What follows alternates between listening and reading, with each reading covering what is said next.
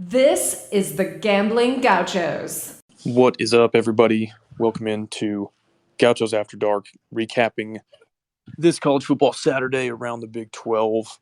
Hey, I need y'all's help tonight. My co-host, Rob, is out with an undisclosed illness, and so I need y'all to chime in with comments, questions, concerns to keep this thing going. So if you have something on your mind, go ahead and request to speak, and we'll get to as many people as possible. If you've joined us in weeks past, you know that we've had prompts to kind of get some conversation going. And this week, I'm curious who you think the top two teams in the Big 12 are and who the bottom two teams in the Big 12 are. Also, want to give a shout out to our sponsor, Barnett, Howard, and Williams Law Firm. They are based out of Fort Worth, but handle cases all across the state of Texas. You can learn more about them at bhwlawfirm.com. Okay, we will get into it.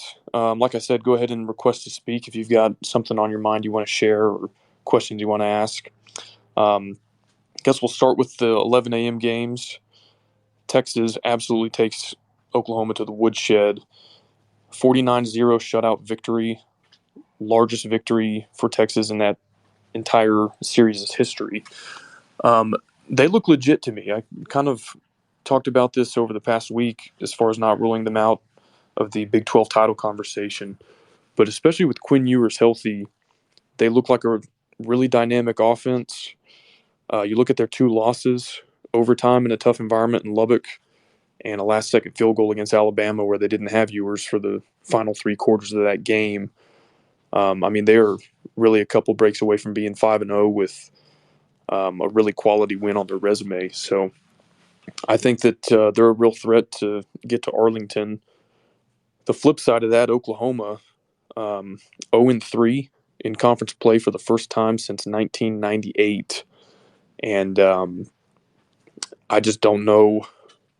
I don't know what needs to click for that team to kind of rebound and be more of a threat moving forward. But they look like they've got a long ways to go. You also wonder kind of what they might be playing for at this point. I mean, that's not a program that prides itself on going to a bowl game and being completely out of the playoff picture in the Big 12 title race.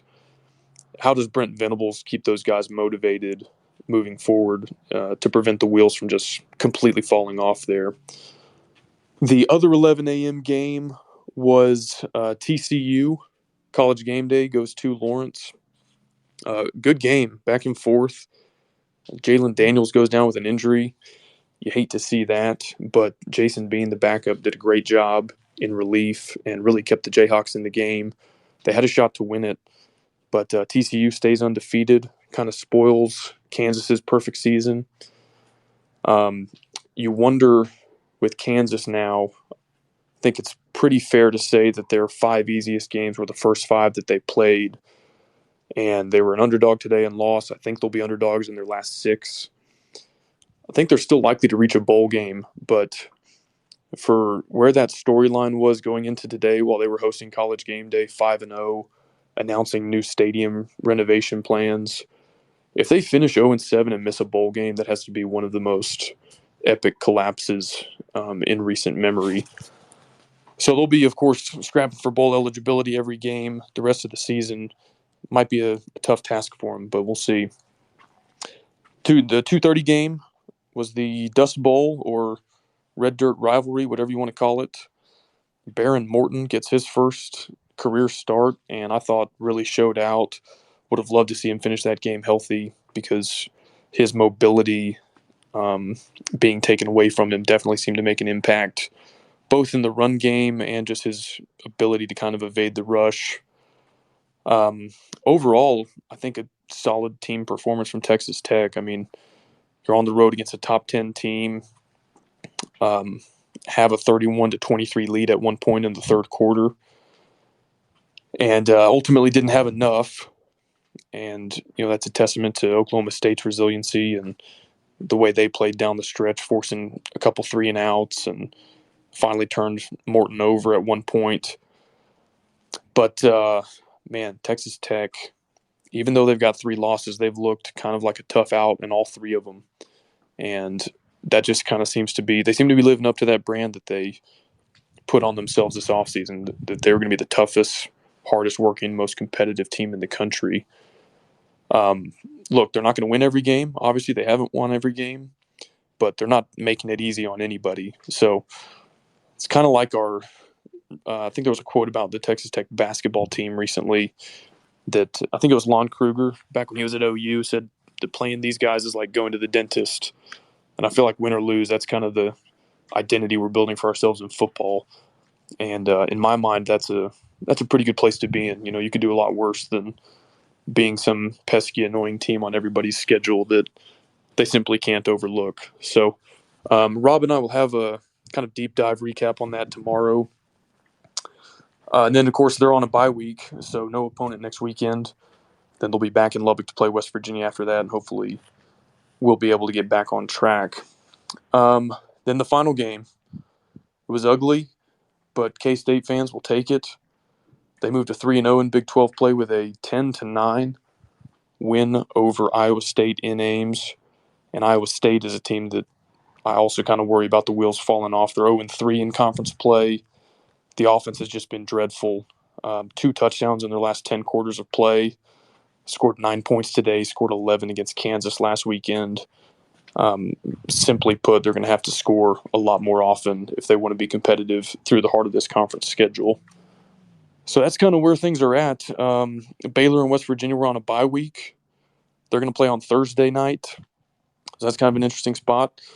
Baylor has never won in Morgantown before, but I think they'll be favored. And West Virginia, I think, is perceived as the bottom of the conference, although maybe OU has something to say about that. So, interesting game. If West Virginia can notch a win, maybe they kind of get back on track. That would be a huge disappointment for Baylor based on where their aspirations were preseason if they were to fall to 1-2 in Big 12 play.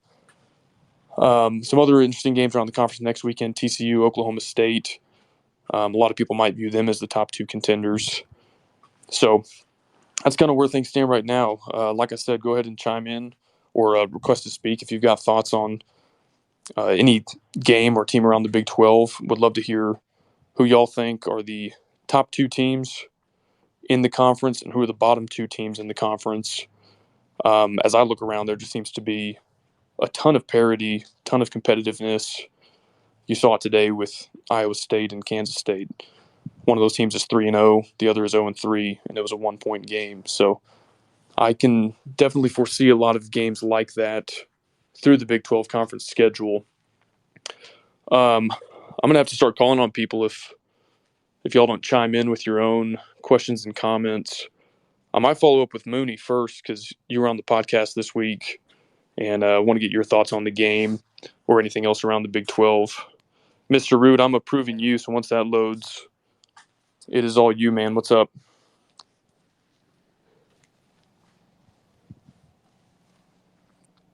Mr. Root? Is off. Good grief. There you go. Dog. That's all I have to say about Baron Morton, man. That dude looks so good, especially in the first half.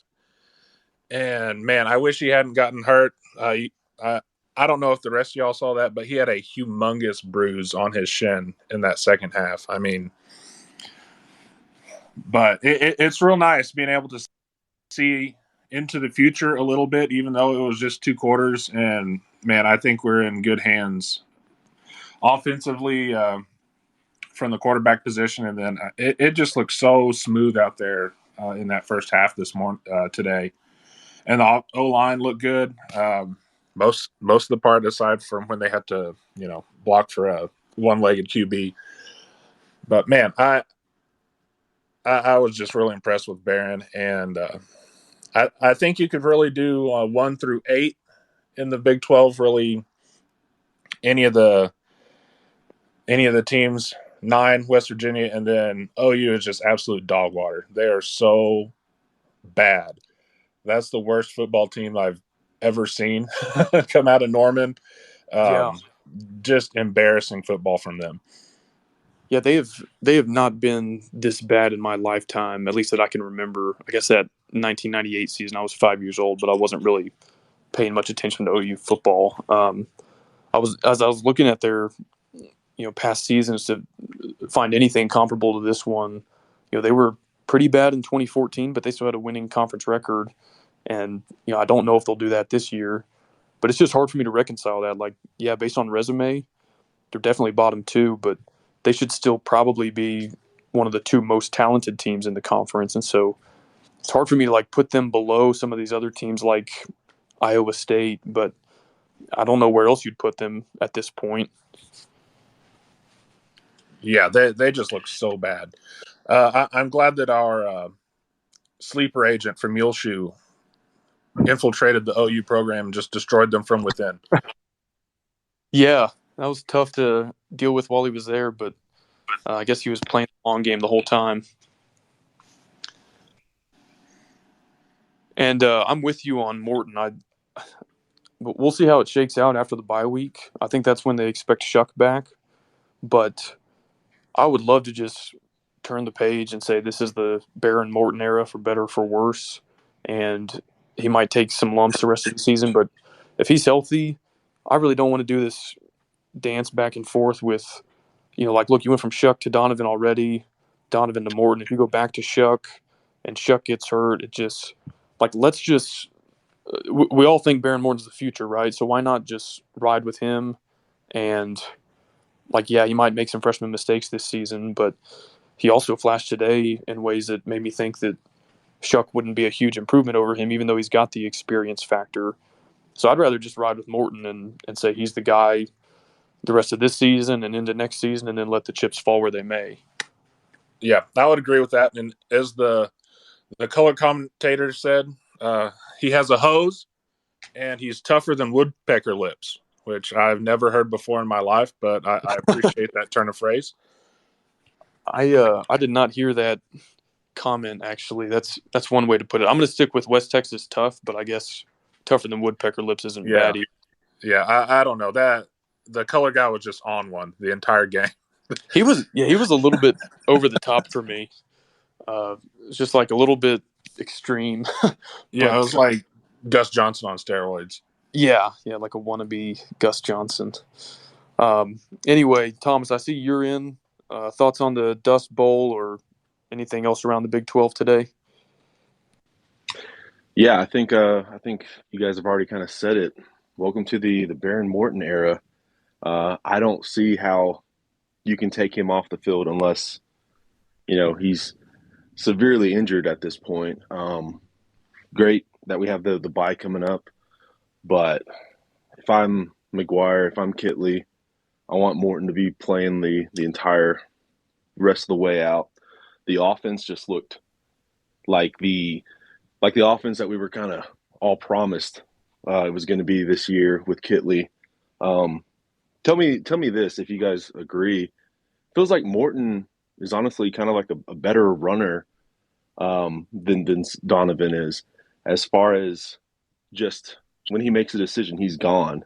And that's kind of maybe like something that Donovan really just didn't do or doesn't do as well. It feels like maybe Donovan always takes a little bit longer to get going, and Morton just a little bit quicker as far as the run option goes. I totally agree. I think it's two things. I think he's more elusive, and I think he just has a better sense of what is going on with the protection and the pocket around him. That was like, it's easy for me to gripe from my couch that Donovan isn't escaping a sack, but Morton seems to sense when the protection is breaking down sooner, which is step one. And then step two, like you're saying, he's decisive. He makes a move and, he rolls out of the pocket or steps up and runs it. And I think that is why we were able to avoid so many of those really negative plays that have kept us behind the sticks in other games. NC State especially comes to mind. We had 2nd and 11 or more, like, multiple times that game. So I think he's able to just avoid the really negative plays, or at least it seemed that way today. Small sample size, but I think he's also a little bit quicker. Donovan has the advantage with, his large frame, and he can kind of put his shoulder down and fall forward for a couple yards when you need a few. But I think Morton is actually the more skilled at sensing when the pocket is about to collapse around him, and then more elusive in terms of actually escaping and avoiding a negative play. So that was encouraging to see because offensive line is definitely the biggest weakness on this team to this point in the season. And so to help mitigate that, it certainly helps to have an elusive quarterback like Morton seemed to be. Thomas, I'd be remiss if I didn't get your top two teams in the Big 12 and bottom two teams in the Big 12. So bottom two, I think, is fairly easy. West Virginia, Oklahoma right now. Top two, I think until they lose, obviously Oklahoma State. And then that other one, I feel like right now it has to be Kansas State. I know like the win today for them was not the prettiest win, but it is still a win. Also, what I was gonna want to bring back up real quick is, so I guess this is like the third straight game where the opponent has their first possession and they score in less than 3 plays. Uh, Hopefully, we can maybe stop that going forward. I don't know. Yeah, I feel like that'd be a great way to not lose a football game. yeah, that is a concerning trend. And of course, today you kind of put the defense in a really bad spot with the failed onside kick attempt. But the other two games, I think Texas went 75 yards. Kansas State, I think, also 75. I think they were both touchbacks to open those games. And so, yeah, it's really tough. Whether it's the opponent getting the ball first or not, it's really tough to just kind of lose any semblance of momentum really as soon as the game kicks off. So I'm with you. I think they really need to put a stop to that. And man, it'd be fun to like force 3 punts in a row coming out of the gates defensively, and then see what the offense can do. But yeah, that's been kind of tough to overcome the last 3 weeks, giving up 7 points that quickly as soon as you give the ball to the other team. So we'll see if they can get that corrected. G, cactus emoji. You've been very patient. Thank you for waiting. I need your top two teams and bottom two teams in the Big 12, and then whatever else you got. I agree with Thomas on top two and bottom two. I think Oklahoma State and K-State are top two, and Oklahoma and West Virginia are bottom two. But I have a couple of points. I agree 100% about Barron's escapability. I think of the 3 quarterbacks, he by far has the best pocket awareness, even trying to remember back to Shuck playing last year and then the one game against Murray State. But also, I mean, the Pandora's box has already been opened now with Barron starting and all of us seeing what he can do. And it's going to be impossible to put him back in that box now. The calls were already loud for Barron to get playing time, and they're going to be deafening going forward. I don't know that I would make Shuck the starter going forward.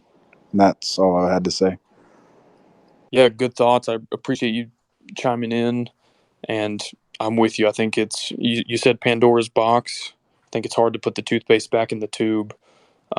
If he had struggled today, like if he had flashed the talent, but struggled and turned the ball over 3 times or missed some throws that he should have had, then maybe it's a different story.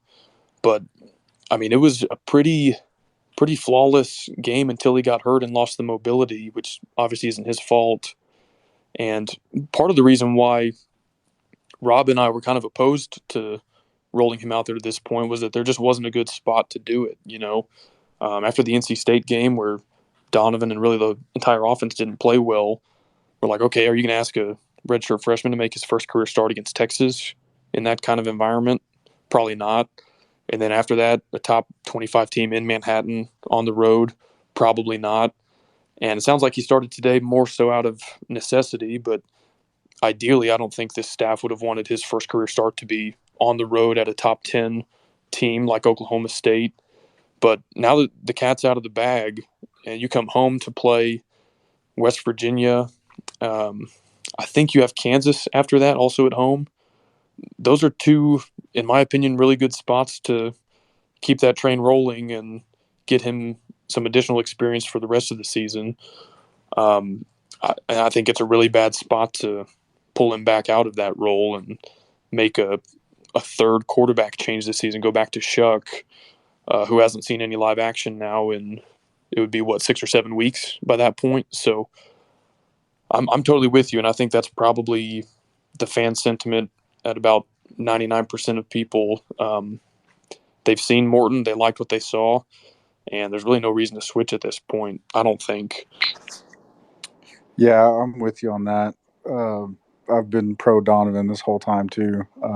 One thing I do worry about if Shuck is thrown back out there and Shuck finishes the season, do we lose Morton to the portal? Yeah. In today's college football, you have to kind of be thinking about that, and it's hard to manage personnel decisions based on that. But that's where I go back to thinking 2 years from now, like who's going to be the starter next year, the year after that. Um, to me, it looks like that should be Morton. I mean, he's the youngest. He's got the most eligibility. Seems to have the highest ceiling, and so I think all three guys could be Power 5 starters. But you don't want to lose your youngest, most talented one, keeping the other two happy. So I think you just, if Shuck and Donovan want to transfer and seek playing time elsewhere, then you kind of wish them luck, tip your hat. But yeah, that's a good point. I would hate to play your hand in a way that causes Barron to wonder if he's the guy for the future and seek greener pastures elsewhere, because I definitely want him here next season and the season after that.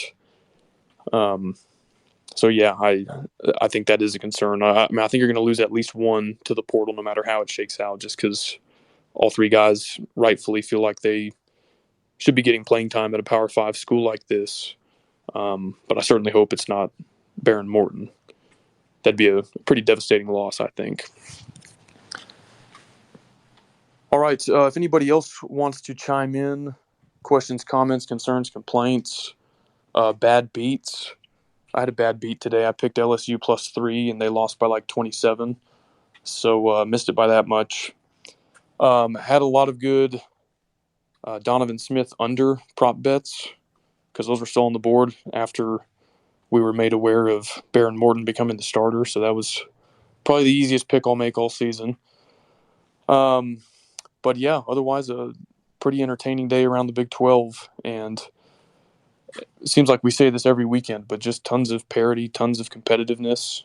And it doesn't seem to be letting up anytime soon. So if nobody has anything else, we'll go ahead and wrap up. Appreciate everybody tuning in to Gauchos After Dark, sponsored by Barnett, Howard, and Williams. We wish Rob well in his recovery from an undisclosed illness. He was a game-time decision tonight and couldn't quite make it. So we'll catch up with him next week. Appreciate y'all for tuning in. Have fun out there. Be safe. Love y'all.